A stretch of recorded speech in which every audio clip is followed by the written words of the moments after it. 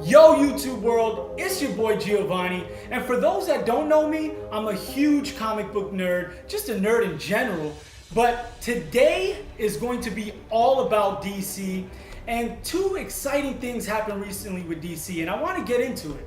So first things first, Wonder Woman, a fantastic film. If you haven't seen it, please go watch it. If you have seen it, watch it again. It's incredible. I loved it. The reasons why I loved it is because the action, well, that's one of them. The action sequences in the film were amazing. The Amazonians were badass in the beginning. And also, Wonder Woman's own personal fight scenes throughout the film were gripping. They were powerful. They were strong. It's just like, man, it was just so, got me so hyped throughout the film. It was great. It was fantastic. But not only that, you know, you have the action side. They also brought the comedy side to it too, which was great. It's fantastic. Action comedy. I mean, that's gold right there. A lot of the interaction between Wonder Woman and a lot of the characters was just funny. It was great. It was just a great combo. They did a great job in incorporating that into the film. Not only was it action-packed and hilarious, it also tackled social structures. I mean, this movie did a great job of introducing different characters of different races all coming together to fight this one issue, but you still see the side of those people who are dealing with personal problems, dealing with the prejudice, dealing with the bigotry. But and it's a movie, but it does bring something relatable to the fans of what's going on here. And it also empowered women without demasculating the men. I mean, this movie, what the director and the cast did a great job was showing women that they're just as powerful and confident as men, sometimes even more. And I love that about the film.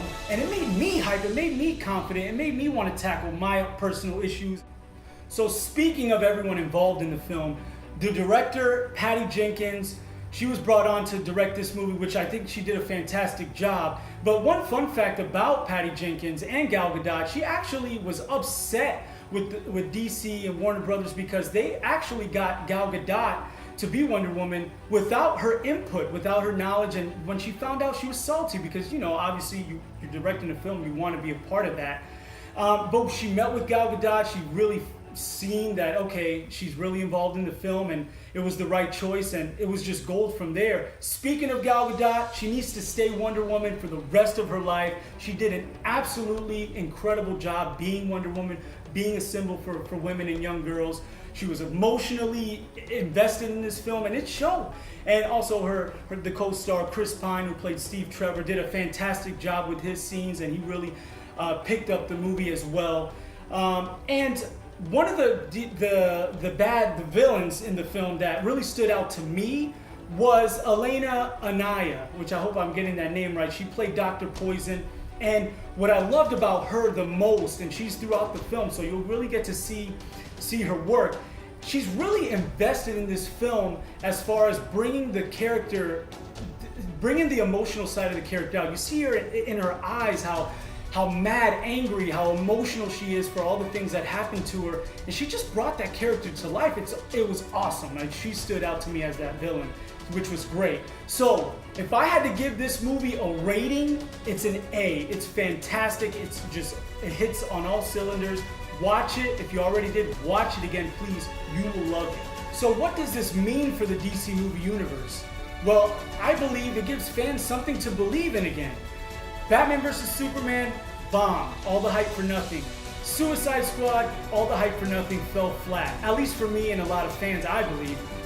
What Wonder Woman did was pick this franchise back up. Now Justice League looks badass. Now they got new characters that we're all invested in. One of those characters I can't wait to see, Aquaman. Aquaman, the next solo movie. I cannot wait to watch this movie. Few reasons why.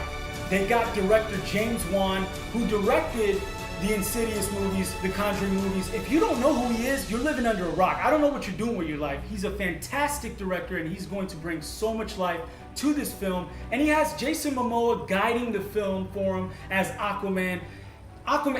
Jason Momoa was such a badass. I mean, he always is. He always will be. And now he gets to be Aquaman. I can't wait for that.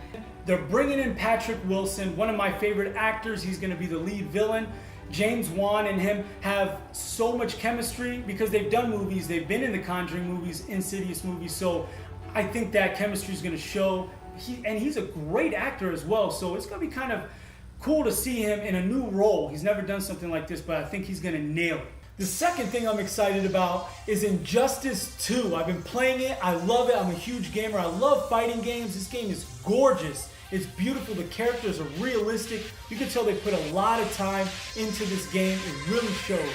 So speaking of the campaign mode, they do carry that story from the first Injustice game. Over here, they broaden that story. That beef between Superman and Batman gets worse, and then everyone starts choosing sides, kind of like the first one, but this one is just more intense. And Brainiac, the new villain in the game, really does his best just to destroy all of these heroes. So with that conflict of them beefing with each other and trying to survive at the same time, brings a really different story with your favorite heroes. And the replay value is high because there is also an alternate ending. A cool thing they incorporated in Injustice 2 that they didn't do in the last game is the gear system, the customization. You can actually now customize your hero to look so different, but that gear does enhance their abilities. You can change the color of their outfits. So you're pretty much playing with a new Batman that you created, or a new Superman which you created, which is kind of cool. It's personal. Injustice 2, I give it an A+. Great fighting game, great storytelling, just overall amazing game. Can't wait for the next one.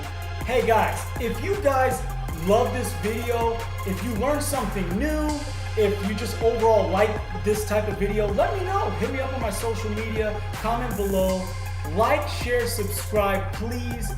Give me your opinion, let me know what you think. I love y'all. I'll be seeing y'all soon. Peace.